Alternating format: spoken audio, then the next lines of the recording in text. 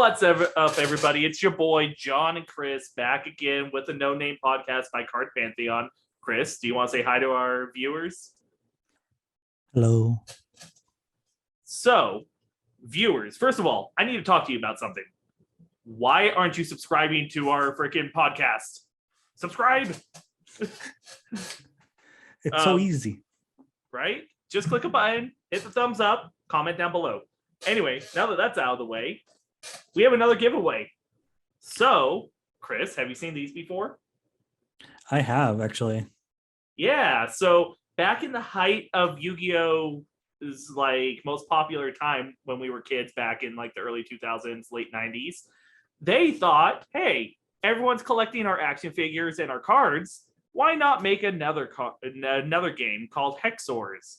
Hexors had a honeycomb-like board where you would just try to take it over with your Hexor pieces. So this is the giveaway for this week. Actually, the story behind this is kind of funny. I bought a collection from a guy off eBay one time, and it was delayed by like 2 weeks to the point where I threatened to get in touch with eBay and PayPal to get my refund back and close their account. And they're like, no, dude, I swear, I've just had a hard time like these last couple weeks. He's like, I'll send you something extra in with the collection. And this was the extra. So I'm going to pass that along to our viewers. All you have to do is tag when you saw the zombie down below in the comments. The zombie's somewhere over the rainbow. Yeah, that's solid. Did you ever buy any Hexors, Chris, when you were a kid?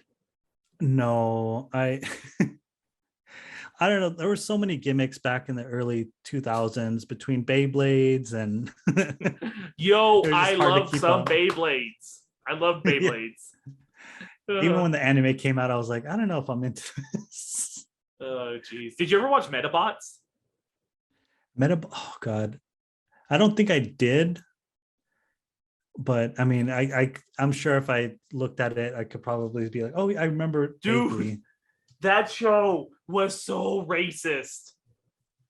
Like, it was insanely racist. Golly. Yeah, like, it was weird. Yeah. Down to the fact that I could spoil everything. It's like freaking 20 years old at this point if you haven't seen it. You haven't watched it now. Yeah. Yeah. So like the main character, Icky, ends up entering and getting like to the finals in the row battle competition, like the worldwide row battle federation. And he goes against the team Kenya. And the freaking Kenyans are the most racist voice actors ever. Like, it's like so stereotypically bad broken English when they dubbed it. Yeah, probably for the best we didn't watch it all. Right. I watched it all. But yeah, it's so stereotypically bad. Also, Mr. Referee, he is clearly Chinese and doesn't like English is a second language to him in the dub because like he has all the bad like Chinese stereotypical like inflections and everything. Oh no. And when did this come out again? That was like late 90s, early 2000s. Oh yeah, that weird period. Remember that show Cubics? Yes. Oh my god, Cubics was amazing. Yeah. I had a fever dream last night about it. I was like, ugh. What was I gonna say? Also, freaking oh god, it's on the tip of my tongue. What was it?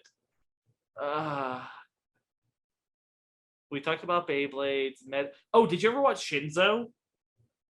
Shinzo, it doesn't sound familiar. Okay, so basically, yeah, look up Shinzo. But it was the wackiest shit ever. So the premise was humanity had been driven to the brink of extinction, and these guardians helped sail away, helped save the last bastion of humanity. And the guardians went dormant. Well, this human girl makes it topside, like out into the out into the open world, and like the great evil awakens again, and so do the guardians.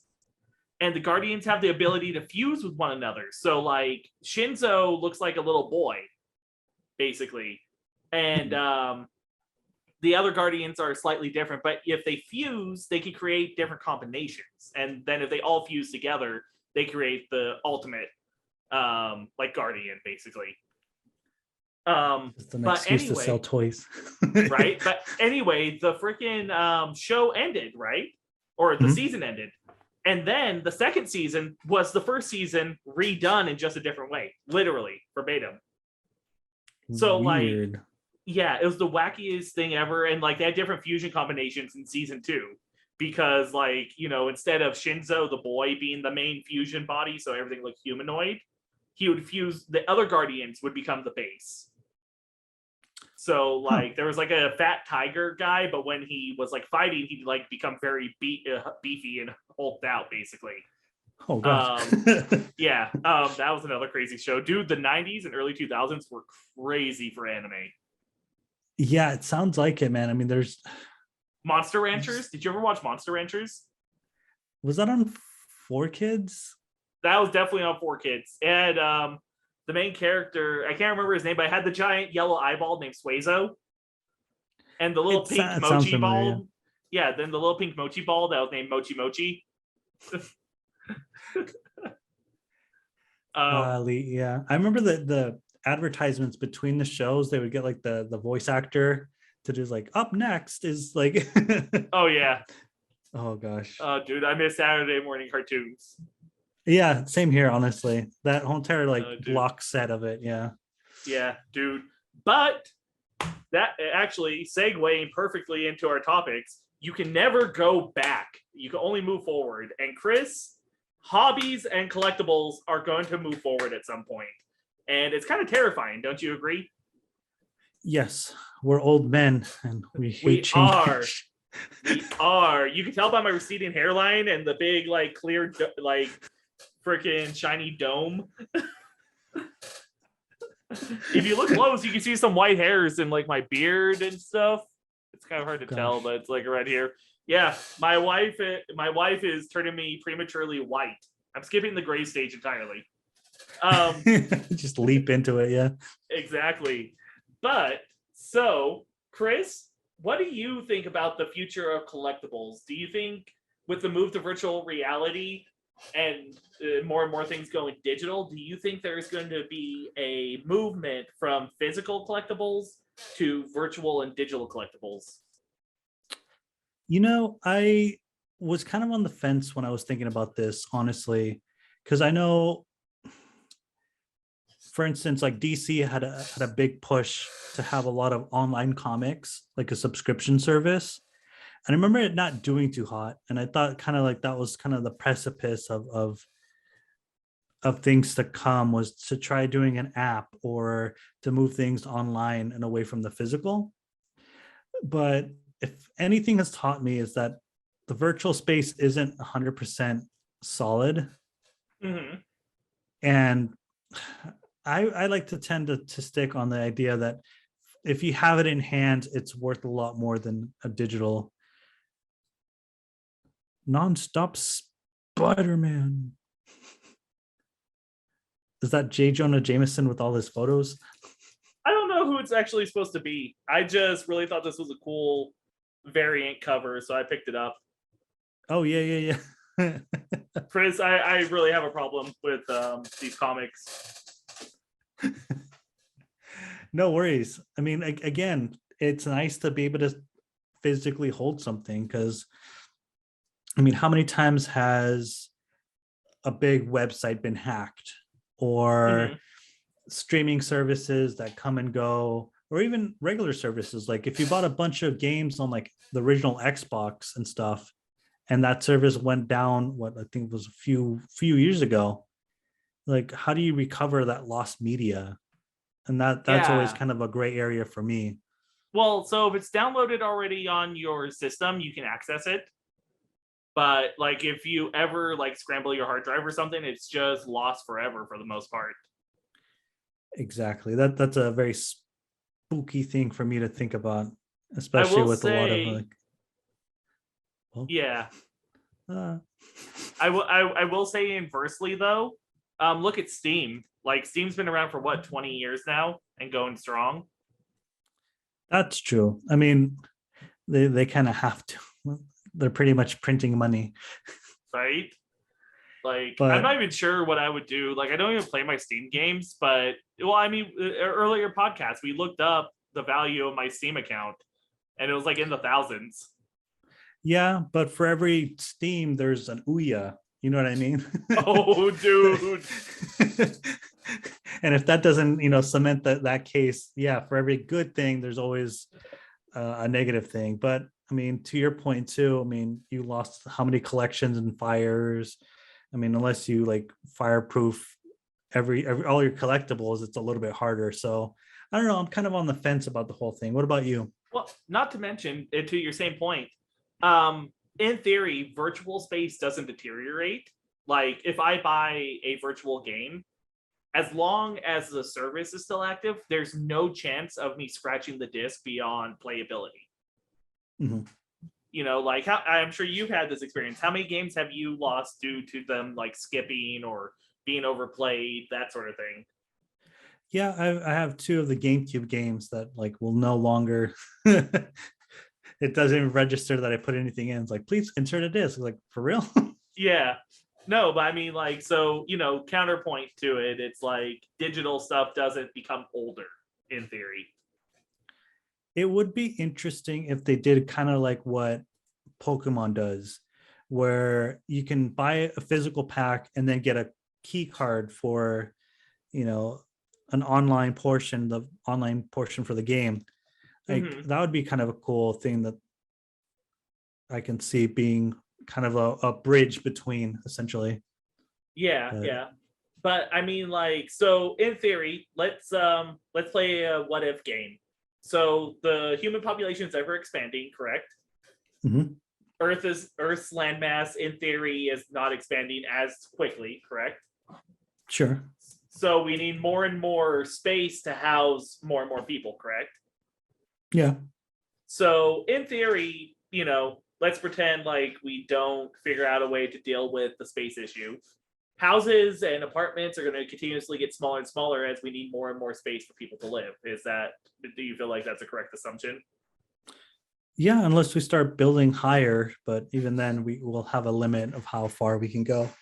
Yeah. So in theory, wouldn't you say at some point having collections would become very impractical? Like having physical collections, where if you have digital collections with a VR headset, you can have infinite space. Yeah, I mean, I can totally see that pull, but by that same token, wouldn't we need more server space? Yeah, but server space is a lot less um like bulky than like you can fit thousands of terabytes of space in the amount of space I take up with like my like small comic collection now. Yeah, that's fair. That's a fair point. I You don't know? know. I hesitate because with all new technology, there's always a chance for it to mess up horribly. Uh-huh. And I don't know if there's any safeguards that people are thinking like long term about that kind of stuff. Hmm. And again, I especially with Bitcoin and stuff, like just seeing how wildly it fluctuates, it's kind of like, oof, I don't know. So would you say you're not okay with collections becoming digital? Like if Elon Musk tomorrow said, "Hey, I have this perfect virtual reality similar to Oasis and Ready Player One," and you can just literally live inside of there for most of your day as long as you eat and sleep, you're good. Like, would you be hesitant to move everything to digital? Yes, because I can see the wheels turning as far as like, yeah, it makes sense to move it, but we only have one life, and it's really interesting that we'd rather spend it on a screen rather than what's around us. And I think as a human race being very sociable and again hundreds of years, thousands of years interacting with one another, and all of a sudden in the last, what, 30 years, we had this paradigm shift of, oh yeah, we got to stay indoors, we got to communicate through video and all this kind of stuff. It's like, I wonder what's that doing to our psyche. You know what I Mhm. mean? Again, we're a very like hunter-gatherer civilization that, evolved so many eons ago, but like now that we're finally at the precipice of like the virtual and reality, it's like, where do we go from there? Like, is it healthy? Yeah. Is it safe? Um, and that's my biggest fear, is that we're gonna get so isolated in these spaces that we neglect our physical, mental health. And I don't know. At least for me, that's been a big proponent. It's like whenever I see CGI and stuff like that, it's like it's neat, but it's not nearly as cool as back in the 80s and 90s where they had practical effects, where they built the rubber monsters and Mhm. had like, miniatures that exploded, because there's a depth of field that you can't get right now with CGI. So I'm still on the old school bandwagon of wanting something real. But that's just So, me. What about you? so actually, segue a little bit. I when I was going to college, I took several anthropology classes, and a lot of the anthropology relates back to primitive humans and also primates, because you can learn a lot looking back to see what humans are going Mhm. to do in the future. Um, First of all, I'm going to ask some basic questions. I already know how you feel, but I just want a primer for everyone. Chris, you believe in evolution, right? Mhm. Chris, you believe that to some extent we evolved from the same similar ancestor with like chimpanzees, gorillas, and orangutans, right? Yeah. Okay, perfect. That's all I needed was that basis. So it'd be fair to say that humans are, in a simplistic term, apes, right? Yeah. I mean, just Like there's a lot of more similarities. refined. Yeah. Okay, cool. Now that we're that far, in ape culture, so like chimpanzees, gorillas, and other apes, um, the women get to decide when it is time to procreate. Rape in ape society is almost unheard of, and when it does happen, generally speaking, the males and females of the group won't tolerate it and will kick the ape out that attempted to rape. There is one species of ape other than humans that it has a widespread rape in it. Do you know what species of ape that is? Mm-mm. Does it help if I tell you they are the only solo apes? They don't flock in groups of any sort except for when they're reproducing. I don't know, actually. That's, huh. Orangutans. So orangutans have two really interesting things going on here. They are the only ape that will participate in rape readily, and they are also the only ape that doesn't seek out groupings and stuff. So That's like interesting. you won't find a male orangutan with other females even, except for like when they're reproducing. Like they're solo creatures. Um, so the reason this is interesting is because you mentioned what happens when we become isolated as humans and our mental health deteriorates. Well, um, a good argument for that is the cases of rape and murder and stuff like that have increased drastically over the last like 20 or 30 years comparatively, as we become more and more isolated.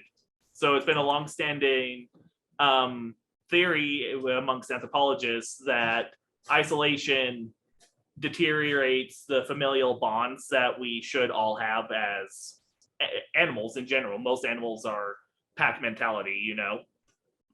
Yeah.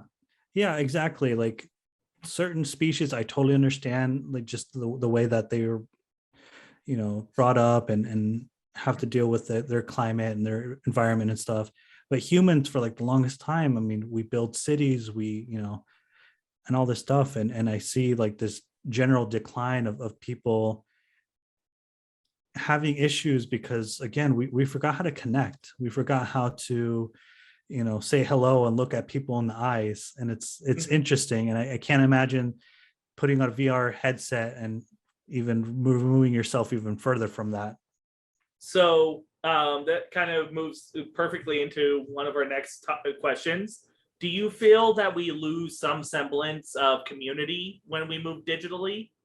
Like, or do you think it depends? Like, what's your take on that? Like, do we lose connections as we move more and more to a digital space, or do we make more connections? I think so. At least from my own personal point of view, there's so many people that I know personally that go on Instagram and will just spend hours and hours scrolling and just getting more and more depressed, realizing that like their life isn't picturesque as whatever influencers they're following. And I think again, we're spending too much time wanting things instead of actually doing and getting out there and connecting and synergizing and networking, honestly. Okay. So that's kind of my point of view on that, is that we hyper fixate on things and we forget to see the bigger picture, essentially. What about our friend and co-owner of Card Pantheon, Aaron? He met a bunch of people that are still his friends to this day through World of Warcraft. Like I think last year he went to one of his old guildmates' wedding down in Southern California. Yeah, and again, there'll be isolated cases like that where like you do meet with people and stuff, but it's different when you see someone once a year versus someone that you see daily, like coworkers or you know family, obviously, and such like that. That I don't know. Again, it's a really intrepid space that we're heading into, especially the next generation, where learning might be completely digital versus having books and all that kind of stuff. It's going to be interesting to see the dichotomy between that and what will happen in the future, in the near future, actually. So then would you say, since you feel it loses some semblance of community, do you feel digital collectibles intrinsically have less value than a physical collectible of equal like rarity? Yeah, I don't know, actually, because Like, like let's go make ahead. it easy. Let's make it easy. Let's pretend you have a one of a kind comic book. All right. And then you have a one of a kind digital something or other. It's a collectible, but it's one of a kind, guaranteed. No one has it. You know, both of them are one of a kind. Do you think one intrinsically has more value than the other? Like, I guess the difference, at least from between me when I think about that, is can you authenticate it? Kind of like how your comic books come in the hermetically sealed, plastic, been graded by a human being. Is there an equivalency for a digital copy? What's to say that, especially with the case of like NFTs and screenshotting, like how do you regulate that? I mean, that's kind of where I land on that. yeah. So obviously, there's counterfeits in real life too. I Mhm. showed you the possible counterfeit comic I got where that had like Oh, the crack case. the crack case. My only options to find out if it was messed with or not is to send it back in to be regraded. But I risk two things. First of all, it's been too long for me to get my money back from the dude at this point. So, like, if it does come back as fake, then I just have a fake comic. Mhm. And if I go send it in to get regraded, it has to get reholstered because that seal's cracked. It might, if even if it is real, it might get a lower grade, and thus my value drops. You know, Yeah. um, but so there are fakes. It's possible I have a fake in my collection. Um, so, but let's like NFTs. The thing with NFTs is that they have the signature of the original artist. So it's like digitally they have their tamper-proof, quote unquote, blockchain serial number with them. So Yeah. wouldn't you argue that that's just as good as the sealing around my comics? I don't know, dude, because like I see a lot of news stories where like that one teenage kid found out where Elon Musk's plane is. And Uh-huh. what's to say that like a handful of, young kids can't crack that as well. and how long can we do that to patch it? Because cybersecurity in America isn't as great as it should be. Oh yeah, no, for sure. How many times has Microsoft been broken into, and Oh yeah. Google and Yahoo and all that kind of stuff? You know what's And really wild?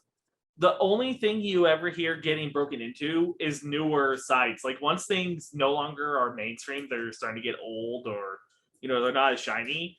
You hear them getting like hacked into way less frequently. Like you know, with like the advent of a bunch of other like places to buy things. When was the last time you heard about eBay getting hacked? yeah, no, absolutely. Maybe it's the less relevant data. You know what I mean? Like people Yeah. change their passwords. It's like trying to break into MySpace. It's like, why? Yeah. Oh man. So, so do you feel those one-offs have less intrinsic value? Do you feel like, let's pretend it's you love Shuckle. Let's pretend it's a freaking Shuckle NFT. The cutest Shuckle you've ever seen. Mhm. Um, and then let's pretend you can buy a picture of Shuckle. So you have the option of a physical picture of Shuckle, one of a kind, or a digital picture of Shuckle, guaranteed to be one of a kind. They're both authenticated, guaranteed to be one of a kind. Do you think one has more value intrinsically than the other, and why? I mean, it's so difficult because I see the pros and cons for both of them. But for me, like just having it in person and know that, I can move it around and stuff. Because I mean, I don't know. I just don't know how safe the internet is, and just having to power up a monitor so I can see it versus like just having it readily available. You know what I mean? Especially if it's a Wow, picture. what a millennial thing to say. Yeah, and you'll be saying that when the EMP drops and like everything gets scrambled. It's like, oh no, my comic collection. Oh man. Um, so obviously, I'm kind of playing devil's advocate here. I'm a huge advocate for physical collections. I'm also an advocate for our robot overlords. So please, please, I'm here to serve. Um, but I don't know. I'm kind of, I'd be okay with a transition to digital. I think. Um, the hardest thing for me. So I don't know if you know this, but Konami released um, a Yu-Gi-Oh simulator, an official one called Master Duel. Have you heard of it? I haven't. Okay, so Master Duel came out. I think it was around December or January of this last, like that just passed. And you can play the game. There's always flaws. I'm not even talking about the flaws. There's just something intrinsically different about playing against people online than playing in person. It's really weird, but like for me, for example, playing in tournaments, me being able to physically hold my cards and physically look at other people's cards, I play 100% better. Hmm. It's really weird because like, in digital format, I can hover over the card and I can read the text like even better than I could like holding the card. It's just like for whatever reason, call it the random luck that I have in real life or something, but I just play better. I get better hands. I play more optimally. It's a really weird thing. Have you ever had anything like that where you do something physically better than you do digitally? No, absolutely. Like again, when you're there with your opponent, you can almost sometimes read them, like especially in poker. Like online poker is completely different than having to size up someone right next to you. You start Mhm. seeing some of the cadences, you start seeing some of the patterns better when you're physically there than online. Same thing with like the interviews. It's one thing to be able to shake someone's hand and really get into it and get a reaction and seeing their full face rather than a Zoom meeting where like, whoa. I can't get a good Like, this was just a random first or issue 1 of a comic that I bought, Monarchs. I haven't read it yet, but it looked kind of superhero-y, and I'm hoping someone picks it up like Netflix or something and makes a show out of it. Series. Yeah. No, Anyway, absolutely. But um, yeah, interviews yeah. is a good example of just being able to read the room and, you know, pick up on little cues that you can't really get when it's online. mhm. Okay. So I know my opinion has changed about this over the years, and it will continue to change. There's definitely times when I'm like, oh no, everything has to be physical. Physical is best. Mhm. 20-year-old me would have been like, oh hell yeah, give me that VR headset. It's kind of crazy actually, because like my parents are a little bit older, so they were never part of the computer generation per se. Like they both know how to use computers. They both have like Facebook accounts and stuff like that. But they don't know if something goes wrong with the computer might as well be freaking smashed into a million pieces. You know, Sure, yeah. they're just as likely to fix it from that as they are from a mistake happening. But so growing up, I never understood like why they didn't get computers. But like as we move more and more into VR, I'm constantly finding myself going like, why would I want a VR headset? You know, like Yeah. my original argument was VR isn't there yet. Like I kept telling myself, VR isn't good enough yet. And now it's like I really don't have that argument. Like VR is getting pretty dang good. So, do you find yourself flip flopping, or has your opinion changed over the years? Yeah, I think I'm don't quote me on this because I'm trying to quote someone else, but I think Gabe Newell had the right idea where he said something along the lines of you only get one good first impression. And when VR kind of flopped when it first came out, I think that left a lot of people, like a large swath of people, kind of disenfranchised with the idea. Same thing with like 3D glasses when you watch at a movie theater. You know what I mean? Like it's always gimmicky. It's never really like what is the full potential of this new technology? Mm-hmm. And that's where I'm coming from. It's like when I tried it, I think about like 2017 or something like that. It Uh-huh. was cool. I mean, it was a game that I had already played, but what is the next logical step? Like I've seen this game before.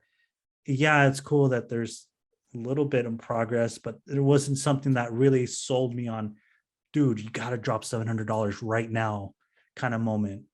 Mm-hmm. And I think that's where I'm at right now with VR and virtual reality as a whole, is that it hasn't done anything that really surpasses the mediums that I'm used to now, Mm-hmm. where I have to jump ship and go to the next thing. But that's where I'm at right now with that.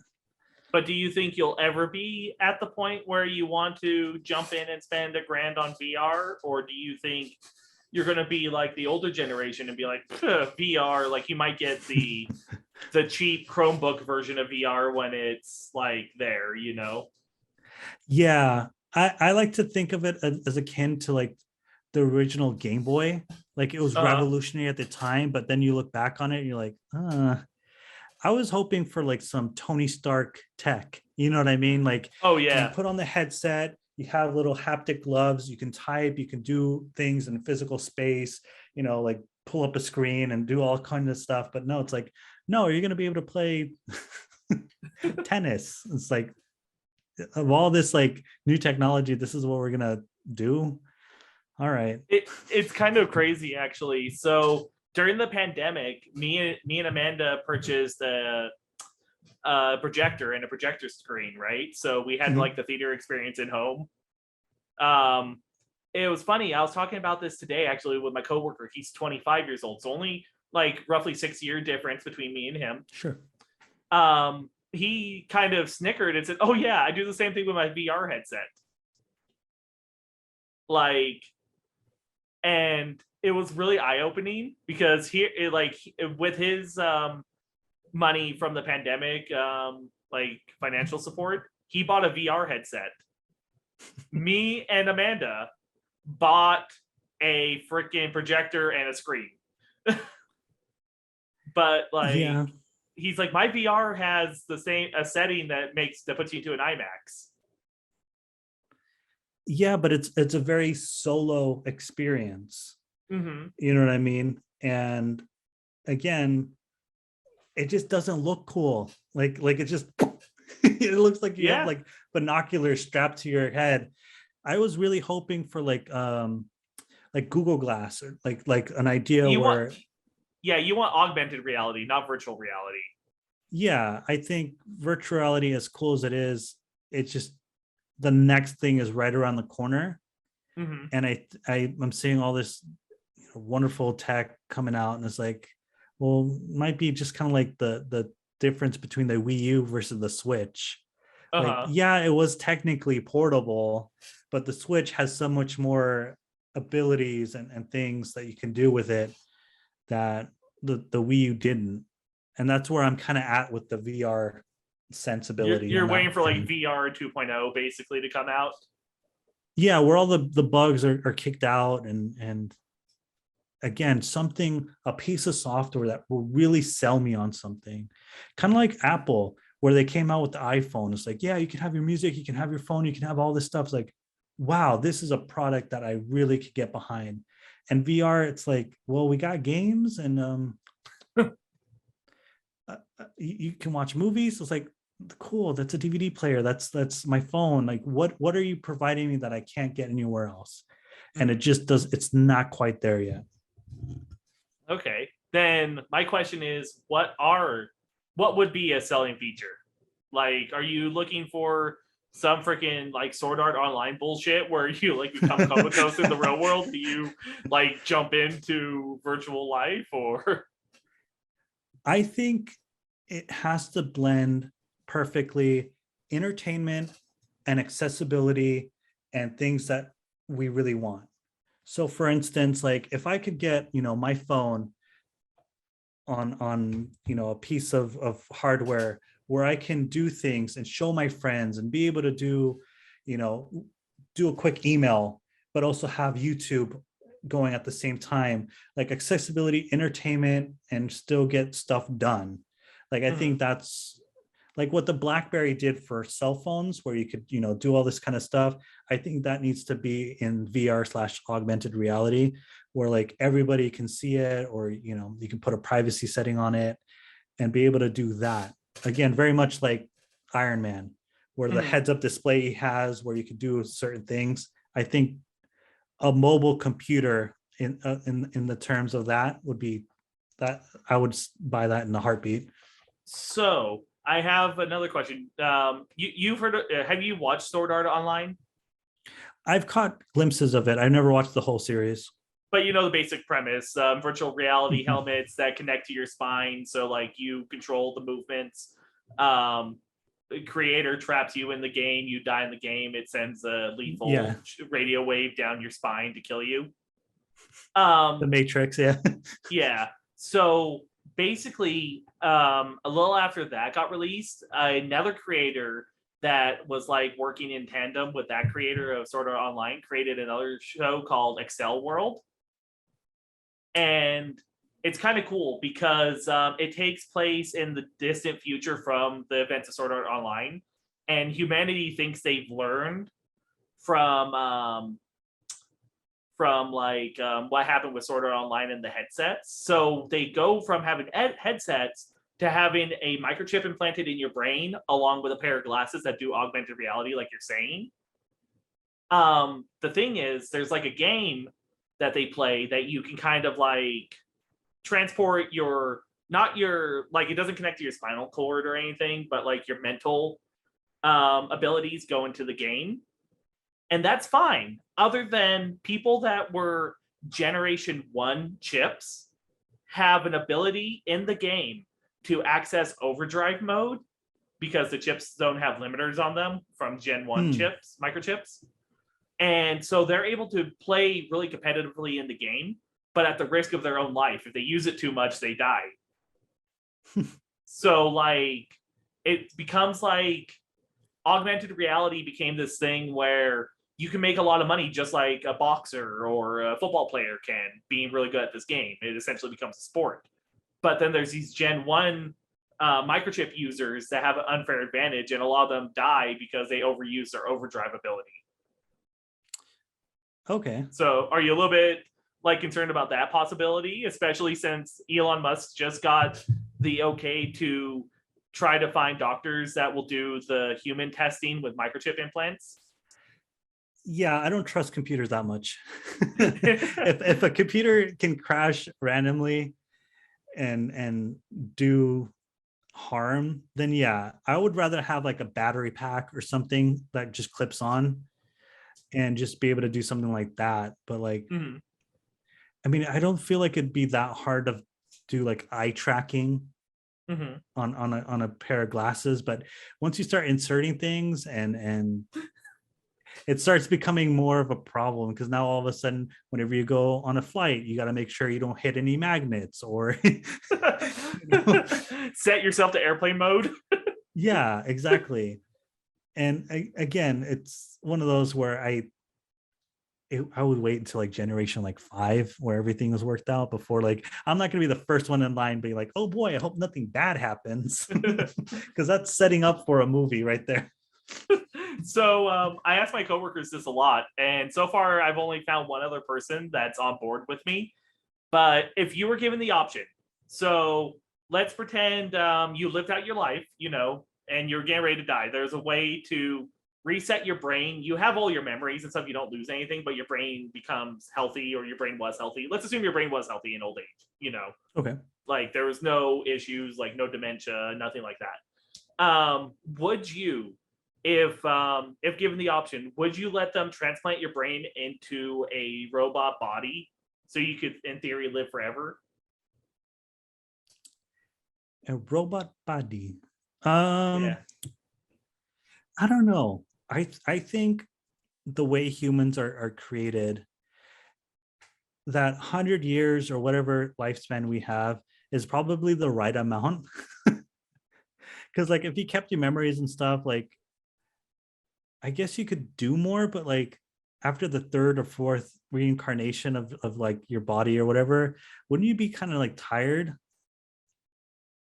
I Like, mean, well, that's the question. Like, for me, someone that is like thirsty for knowledge, like I would just do everything. If I was in a robot body, and in theory, let's assume all repairs and maintenance were free. We live in a perfect society that takes care of robot bodies. mhm. That way money's not an issue. I would learn how to do everything. I would learn how to play music. I would learn to write poetry. I would learn to program computers better. Um, that's just like, did you ever watch Full Metal Alchemist? No, it's on my queue. I gotta watch it, Oh, but it's so dude. long. Okay. So Full Metal Alchemist Brotherhood has a really great moment where I'm not going to spoil it, but basically, one of the characters at the end tries to replicate God. And the reason he does it is because he's just seeking knowledge. And he has a great quote before everything goes down. He's like, all I wanted was to get knowledge. What's wrong with that? Like, Yeah, that's how I yeah. feel. It's like just the pursuit of knowledge. I like to think that life is kind of like a gift, and what we have is what we get. And I understand that sometimes it's not fair. Sometimes people get robbed of it, but I think the time that we have here, we make the most of it. But then what's to say, like, in your pursuit of knowledge, you don't get lazy or like, if you have your same brain, you'll still have your same tendencies. You know what I mean? So I'm okay with living one life. I'm okay with the idea that one day I'm gonna die, and that whatever I did, I was able to do it in this time frame, in this place. And although it sounds great to live forever, I think whatever amount I have right now is just the right amount. Jeez, I am starting to think I am like greedy as all get out. Like, I have seriously, I have asked you so many questions over these podcast episodes, and every single time, the reason I ask them is because I can find almost no one at work to agree with me. Like every once in a while, I get like one person to be like, yeah, that makes sense. Yeah, I'll go with John's opinion. And I thought it was just because everybody thinks they're just too morally sound or too high and mighty to like play God, basically. But like, goddamn, Chris, like, Sorry. yeah, Jesus Christ, the axolotl thing, the fucking robot thing. Termination. Yeah. Fine then. I'm going to ask you the ultimate question, Chris. If you could do anything, like I'm going to give you one fucking wish, you could do anything: create immortality, create cures, create fucking infinite money, become the best musician, anything your heart desires. Would you eradicate one species that isn't humans or mosquitoes? What was your total? 15 million? Yeah, I was 15 million, dude. I would have done it for free. No, no, because like I want nothing to compromise who I am, and to know in the back of your mind that you did something like that. I don't know if I could live with it. Okay. Really and truly. Like, what's to say that the axolotls don't turn the wish around on me? It's like, well, since you're gonna get eradicated, what about it's like not the human race, just you. And they take you down. Oh man. But Okay. yeah, no, Okay. I mean, the Wow. world is so big, and I am just one small speck in this little infinitesimal amount of time. And I'm glad that I met the friends that I have. I'm glad that the choices I've made never compromised who I am and where I'm going. And I'm not going to let some omnipresent being just say, hey, here's some money, tell me what to destroy. Because that seems like some Death Note stuff. That seems like a Shinigami that's going to like haunt me forever. So nah, I'm okay. What if you could become god of the world? Dude, no, I'm okay. That seems like a lot of work. Have you never thought Maintaining about everything? Wait, you mentioned Death Note. Have you never once thought about what you would do if you had a Death Note?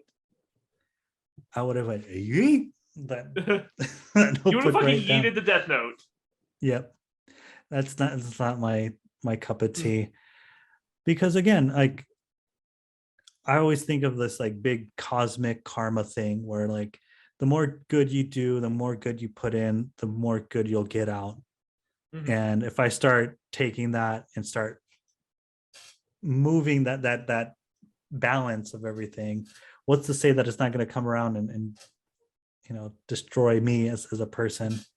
So that's why I usually like bounce those I lobby back those things, because like, yeah, if I was God, what if I made a mistake? What if a million different what ifs go into it? And I'd rather leave it up to the cosmos to work it out, because I mean it's worked so far. Mhm. What's to say I don't bring back dinosaurs or something stupid because I tried saving one person, or an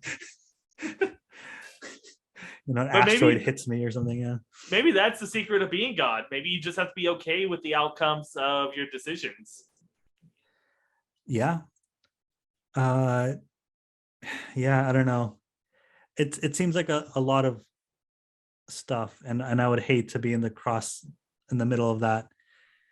But yeah, what about you? For all these questions, or Yeah, what no, about me for? absolutely. Yeah, let's flip the table Oh, on you. 100%. 100% I would become God of this world. 100%. What would be your first decree? Like, what would you do first, or like the My very? first thing. All right, so Yeah. first I want to know how like this all goes down. Like, if I decree it, so does it just poof into existence, or will it take time? Is it like a slow burn that builds up to what my ultimate goal was? Mm. Um, let's say it poofs into existence, so it's like instantaneous. If it's instantaneous, I would generate rain, and given the fact that I'm God, I would be able to generate rain targeted more or less, and also the right amounts to where I would stop any droughts in the world. So any nations that were like experiencing unprecedented drought, that'd be my first thing. Like, so like California, for example, would get just the right amount of rain. We're assuming I'm God and I know everything, so perfect amount of rain. Kansas, I think it was that all the cows died due to that heat wave last week, or Yeah. make sure they have proper rain and proper weather conditions. So essentially, if it just poofs into existence, that's what I would do. I would start fixing like climate issues. Because one of the biggest disparities with food is that it's hard to grow proper crops in a lot of areas of the world, so Oh, sure. just making sure droughts are handled would go a long way. Let's see, other than that, I've said it before, it was the same thing with the axolotl money. It might seem unfair, but I would definitely play favorites. So like you, Chris, like, I don't know, you hit the lotto, or you end up in the right place at the right time to meet the right person, Yeah. or whatever, for a career in film or stop motion. Same with all my other friends, like they would just happen upon either a lot of money because they decided to play the lottery one week, or same with my family. I would just make sure you're all taken care of. I would definitely play favorites if I was God. Let's see. I mean, because who's to say God, if God does exist, who's to say he doesn't play favorites already? Yeah, that's So yeah, without a doubt, I would take the power of God. Once again, I don't remember if it was last episode or 2 episodes ago, but I blamed a lot of my mentality on anime, and I still blame it to this day. I'm blaming it 100% on this, because like every anime protagonist I've ever liked has become like gone to the point of like basically pushing the boundaries of God. The most powerful of that universe. So yeah. It's one of my two of my favorite quotes are from Full Metal Alchemist, actually. One of them is Ed and Al. So the premise is they try to bring their mother back to life, which is a taboo amongst alchemists. And Ed loses his leg and Al loses his entire body. And then Ed loses his arm to bring back Al's soul to the suit of armor that he's in. And to create a human, they track down all of the components that the human body is made out of. And the only thing they don't have the ingredients for is a human soul.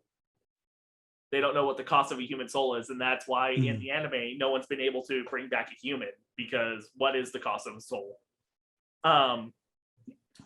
But Ed has memorized down to the microgram how much of each mineral is in the human body, and he reads it off, and he goes like saltpeter 29 grams, sulfur 59 grams, carbon 22 grams, and like goes on and on down the list.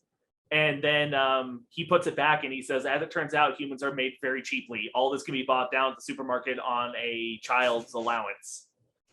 So that's one of my favorite quotes. The second favorite quote is from The Homunculus Greed. So the general premise is the bad guy separated his human desires so that he was basically God, was his idea. So he ripped out his intent of greed, his intent of wrath, and all his sins, and generated artificial humans.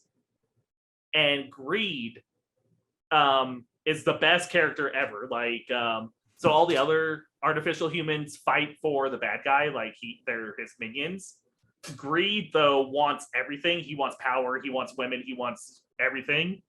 So like he goes against him immediately. Like he's just like, nah, why are you gonna be God? I'm gonna be God. But my favorite quote is literally he's staring down, what they call him Father, the bad guy, because they were born from him. He stares down his father and he goes, you forgot what you made me. I'm greed. I want power. I want women. I want money. I want the power of God. And that's it. Like, that's one of my favorite lines ever. Like, That next episode's gonna be taken on one of those psychiatrist chairs. I'll have a little sketch pad, and he's like, "So where did it all go wrong?" I blame back when I first watched my first episode of Dragon Ball. Actually, it makes sense. Follow me on this. Follow me on this, okay? So I watched Dragon Ball / Dragon Ball Z first. That was like my first real anime. And Goku's whole premise is he wants to be the strongest mortal, right? The strongest mortal being, so strongest alien, strongest human, everything. He just wants to. So there I go. Instantly, my hero wants to be the strongest human. So I'm like, I could be the strongest human. Then I blame Yu Yu Hakusho for the next step. Because Yusuke Urameshi not only became theoretically the strongest human in his universe, but he became the strongest demon. And you can equate demons to the devil and hell and all that. So essentially, he became stronger than a lesser god. Okay, and then I started watching shit like Dragon Ball Super. Well, Dragon Ball Super is more recent, but like freaking Full Metal Alchemist and freaking Dragon Ball Super, even like I said, and a bunch of other shows where they just become stronger than gods.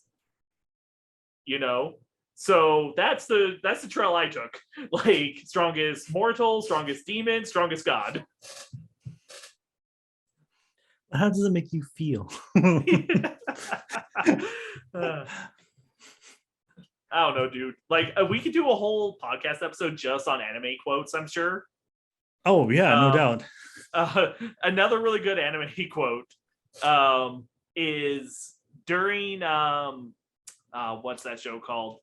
Why can't I think of it? The Grail Wars. Fate Zero. Have you seen Fate Stay Nights and Fate Zero? Mm-mm. Man, you need to watch some anime, my dude. I know. I believe me, there's so much that I have to watch and so little time.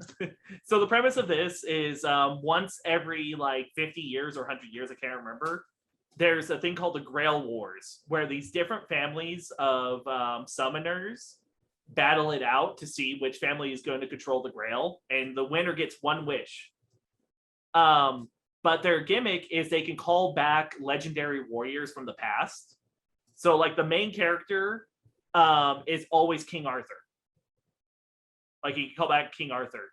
But one of the champions for another family is Gilgamesh, which in ancient lore, Gilgamesh is the king of kings, basically. And he has another quote where he's fighting King Arthur, who is highly regarded as one of the strongest kings in mythology, you know. Okay. And Gilgamesh asked him a simple question. He's like, what's the difference between a king and his horse?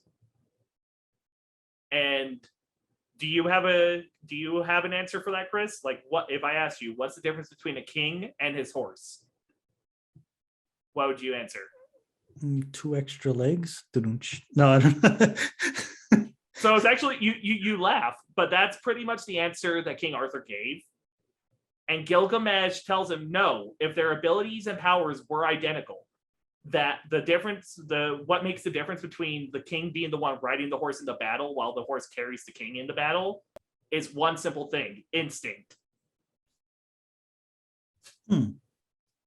Like essentially equating like that you need to have the proper instinct. It doesn't come down to strength. Horses are stronger than humans, hands down, you know.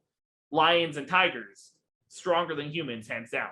Not many humans can fight, you know, a tiger and say they lived, you know, but just having pure instinct, the instinct to fight, the instinct to run, the instinct to do something, you know, it's what sets the will to act. Yeah. Yeah, exactly. Like, I don't know. That's where everything went wrong, though, Chris. Anime. You blame it on anime. Dude. Wow, Chris. Thanks for making me realize how morally corrupt I am. I thought I was the good guy in this anime. Not even good guy. I thought I just had like my whole premise on humanity in general is that everyone can be bought. Sometimes your price is absolutely insane, but and I still truly believe, even someone like you, Chris, I just have to find the right combination of stuff. But like, You can spend 6 seasons and you're not going to find it. but like, in all honesty, like I still base my whole worldview is based on the premise that humans can be bought off. It might be $1, it might be 18 quadrillion septuple dollars, but like you can be bought. It's just a matter of, is your value more or less than mine?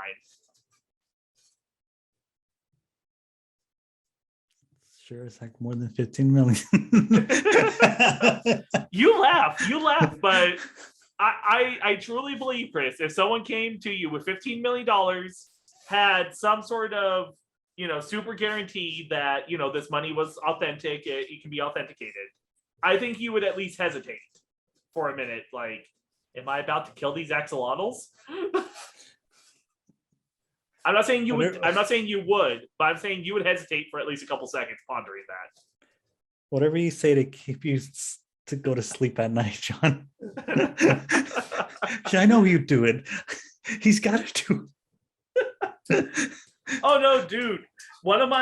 She's not my coworker anymore. She found a different job, but one of my coworkers here, at where I work, she kept saying like, no, just like you. And I am still convinced, like, I might not have found the right combination of bribery, so to speak, but there is at some point a moment where everybody will buckle. It's just like, how absurd is that moment, Yeah, I mean, maybe. Maybe it's not even something you're getting. Maybe it's the threat of something else, like bullet to a loved one's head, gun to a loved one's head. Chris, you choose either your girlfriend or all axolotls. Is this some is this some Full Metal Alchemist like thing where you gotta like equal and equivalent exchange? Nope. It's just either your girlfriend gets it or the axolotls get it.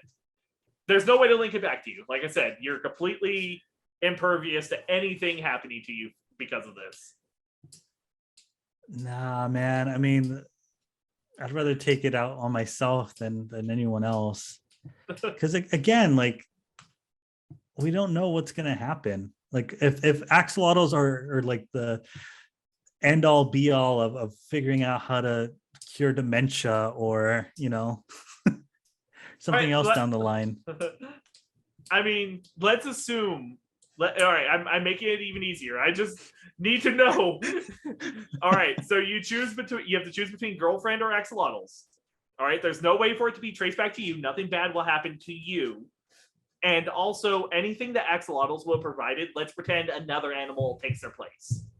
So nothing really happens by axolotls being taken out of the equation.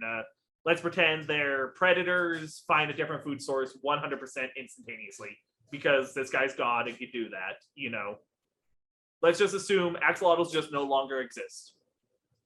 So the only downside to this is that everyone knows axolotls used to exist and they went extinct, just like a lot of other animals do every day. What is that quote? I forget where I heard it from, but what happens when an immovable object meets an unstoppable force? And one of the answers was they surrender. And I think that's where I'm at right now, is that like you can tell me that there's a fierce deity that's older than time and gave me this choice. Is like, I don't have to make a decision. And if they decide to kill both axolotl and my girlfriend, that's on them, not on me. Okay. That was going to happen regardless. So yeah, just take the third option, which is do nothing. And sometimes that is the ultimate thing. Well, you are more morally sound than I am, 100%. Philosophy. We will return to this. I will come back with a better deal. This is like Deal or No Deal, but with like lives. Right now, we're Oh my like on the God. third round of Deal or No Deal, and you've like said no deal like multiple times. And you either have the $1 case or you have the $1 million case right now. Like that's where you're like at this point. It's like no in between. Yeah. No, I'm gonna keep that moral center compass right there. Okay. Incorruptible. uh, all right. So then there is one more thing. Do you have any closing thoughts on the digital landscape of collectibles, which we got way off topic about? You know, I think as of right now, physical is the way to go.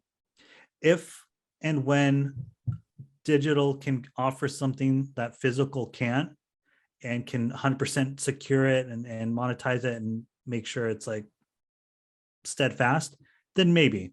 But as of right now, with the services that I've seen, I say physical is the way to go. What about you?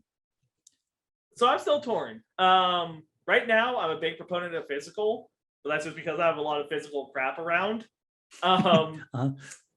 I mean, I keep thinking back. Look at how we used to have a crap ton of physical video games. Now, I would be willing to bet nearly everybody has a very small collection of physical games for new consoles and are mostly digital. Like even somebody Mhm. like you, think about your Switch. You know, Yeah. so I think digital is on the rise. I think it's just going to take a little bit more time to get there. I'm going to say within the decade, we'll probably see a big move from physical to digital. Yeah. Or, there's going to be another Y2K disaster like that like no like moment where it's like, oh shoot, we didn't back up any of this. And Right. I think once that kick starts and we can say verifiably like, hey, yeah, it's good to jump, then that's when we'll jump. So one last thing, we need to talk about our nerd of the week. So the nerd of the week this week is Nicolas Cage. I did not realize Nicolas Cage was such a big nerd until I started doing research. Did you? Oh, I was kind of in a love-hate relationship with Nicolas Cage for a long while. Like The Rock and like some of the other early movies he's made, fantastic, super funny. And then I saw what was it? Ghost Rider? And that movie, the Ghost Rider 2 in particular, was just like, I don't know about this guy. But the fact that he was Johnny Blaze, the fact that, there's those production stills of him in the Superman costume.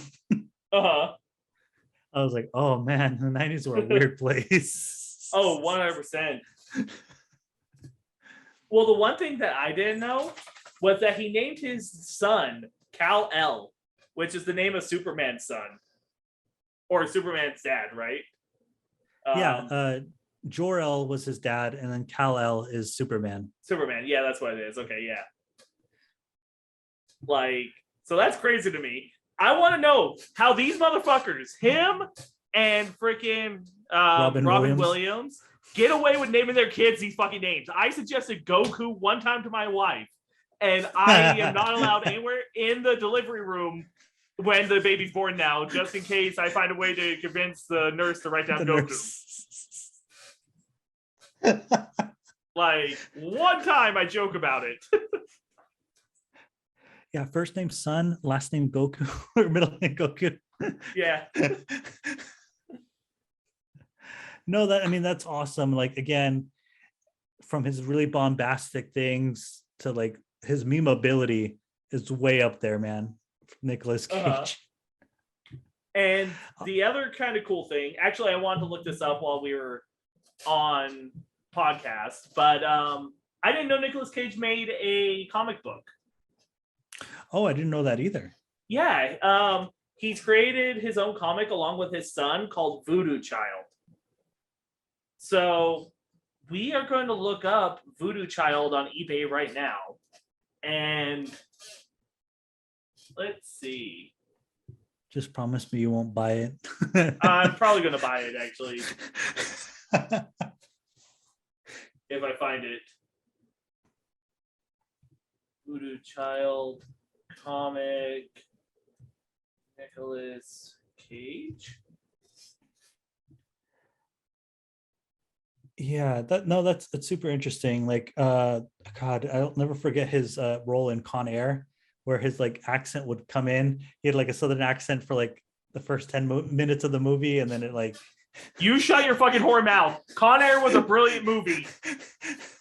he had a mullet. He had the long hair. You shut your whore mouth. It was one of the best Nicolas Cage movies ever. I will fucking fight you, my dude.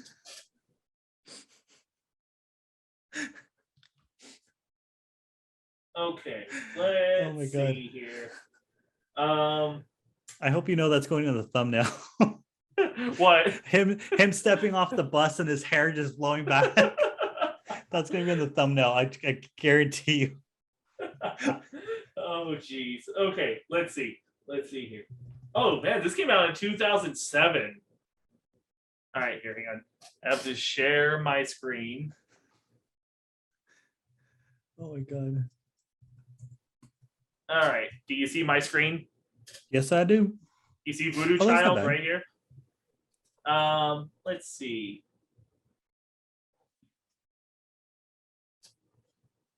All right.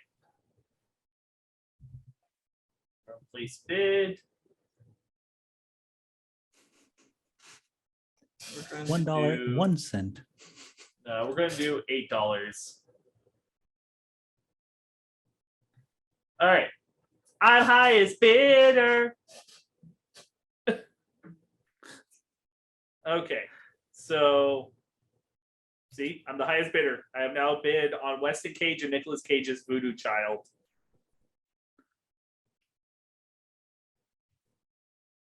And I will know in 5 days and 22 hours if I won it or not. By the time of the next podcast, you'll have it in. Right? I mean, bare minimum, I'll know if I have won it or not. Yeah, Okay. honestly. I'm looking through the IMDb page of all his stuff, and I was like, oh, and then again. All right, here, hang on. Did you ever watch? I can't remember what it's called, but he's like a vampire in it. Oh man. Nicolas Cage, IMDb. We're doing this again, Chris. We're sharing the screen. Yeah, I remember Face Off with John Travolta. That was a movie. All right, here we go. We're gonna do this. We're gonna do a game. All right, so I need you to look at my screen. Yeah, I'm Okay. looking. Okay. So we're just going to go through here and see if we've seen these movies. First of all, these are all Nicolas Cage movies. Obviously, all these aren't out yet. Yep. All right. Pig. Nope. Willy's Wonderland. Nope. Prisoners of the Ghostland. Nope. The Croods. I watched the first one, not the second one. Jiu-Jitsu. Grand Isle. Nope. You know what? I'm just going to keep going down. Tell me when I get to one that you've seen. Spider-Man Into the Spider-Verse. I remember that one. Yep. I didn't even realize he was the voice of Spider-Man Noir. Did you? Yeah. Oh yeah. No, as soon as I heard him, he's got a very distinct voice. Yeah. Okay. Between Worlds. Nope. Teen Titans Go to the movies. No. 211. Looking Glass. Dude, he had to pay off those debts real bad. Snowden. Is this about the freaking leaker? Oh, Edward Snowden? I don't know. Yeah. Let me know when you.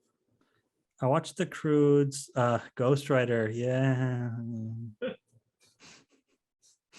This is the second or third one though, right here. Spirit of Vengeance. Yeah. I remember The watching Sorcerer's Sorcerer's Apprentice. Apprentice. Yeah. Kick Ass. Yep. Astro Boy. As like I didn't know the- he was Astro Boy. Good God. National Oh, shit, Treasure. He was the voice of fucking Speckles in G-Force. The hamster movie. Yes, the Yeah. fucking hamster movie, Chris. Bangkok Dangerous. Did you ever watch this one? Oh no. National Treasure. I remember that. I remember enjoying those. Squeak. What about Next? Next was really good. Gosh, I'm trying to remember. I did watch him in The Wicker Man. The bees. Next was where he could see into the future, but only his future, and it was only like 3 minutes ahead.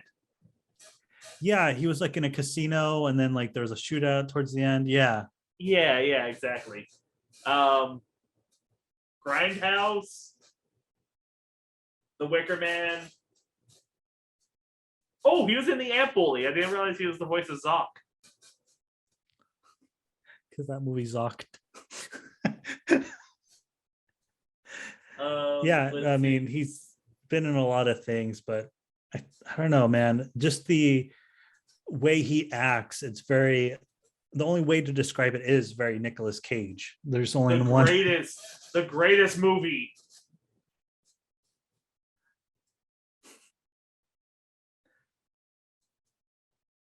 Yeah, and he haven't even hit like. Oh man. Vampire's Kiss. I think this was the vampire movie I was talking about. 108 credits, man. That's pretty impressive. Yeah, dude. And only growing. How old is Nicolas Cage? Here, hang on. This usually says their age. He's born in 1964, so he's like 60 years old. Not even. He's like 58 years old. Yeah, dude. Oh, he still has so much youth left in him. He's got a lot more crazy faces to put out in the whole universe. We have another like 10 years worth of Ghost Rider to come up. Dude, just the sideway one time. Remember the meme of like Nicolas Cage on Pokemon bodies? Yes. Oh, that still haunts me. So at my work, not my new one, but my work 3 or 4 jobs ago at this point, we used to print out Nicolas Cage's face, and then like we print out another like body and put Nicolas Cage's face on the body and then hide that somewhere in the office. Sometimes it'd end up in the bathroom stall. Other times it'd end up in like someone's like on someone's computer. It was great. We even bought the Nicolas Cage pillow and put it in the break room on the couch. Fun. Yeah. Yeah, no, but kudos to Nicolas Cage for always, rising to the grind and giving us a lot of memes, because rise and grind. That's all it boils down to. Oh man. Well, I think we've taken up enough of everyone's time, Chris, don't you? Yeah, I guess. All right. So we have a few things to finish up. So first of all, thank you all for staying till the end. Secondly, make sure down below in the comments you tag where you saw the zombie start dancing somewhere over the rainbow. Also, don't forget to hit that subscribe button, thumbs up everything, follow us on Facebook. Also, follow our TikTok for some additional videos. Also, in the comments, put down what your price would be to make axolotls go extinct. Hashtag morally corrupt. Also, I forgot to do this last episode, but Post Malone, baby, I love you. Hit me up.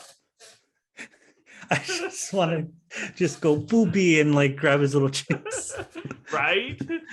But yeah, no, everything that John just mentioned. And yeah, we're always happy to be here.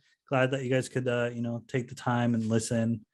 And yeah, don't forget to like, comment, and subscribe, as all other YouTubers ask you, please. Also, I'm going to get super close to my microphone. Don't forget to check out cardpantheon.com.